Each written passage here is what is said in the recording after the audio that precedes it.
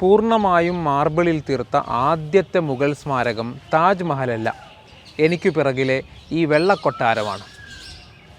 കഥ പറയാം.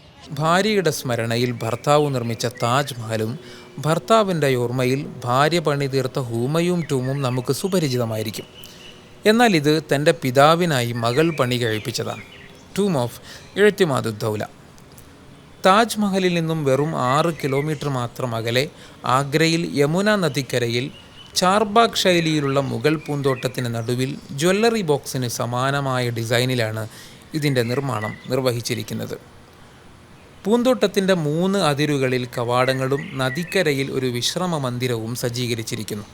സ്മാരകത്തിനകത്ത് മീർസ ഖിയാസ് ബേഗും ഭാര്യ അസ്മത്ത് ബീഗവും ശാന്തമായി ഉറങ്ങുന്നു. വലിപ്പം താരതമ്യേന കുറവാണെങ്കിലും കൊത്തുപണികളാൽ സമ്പന്നമാണ് ഇഴ്തിമാദുദ്ദൗല എന്നാണ് എനിക്ക് അനുഭവപ്പെട്ടത്.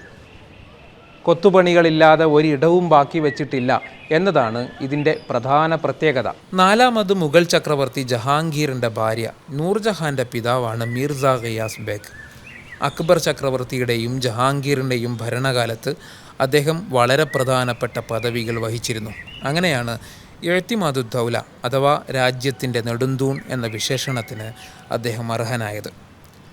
1628 തൻ്റെ പ്രിയപ്പെട്ട മകൾ നൂർജഹാനാണ് രാജസ്ഥാനി മാർബിളിൽ പൊതിഞ്ഞ മനോഹരമായ ഈ സ്മാരകം പിതാവിനായി ഒരുക്കുന്നത്.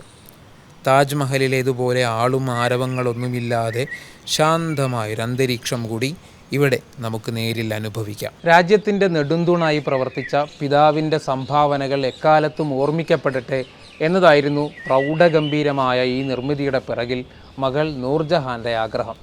അതങ്ങനെ തന്നെ തല ഉയർത്തി നിൽക്കുന്ന കാഴ്ചയാണ് ആഗ്രയിൽ നിന്നും നമുക്ക് അനുഭവിക്കാനാകുന്നത്.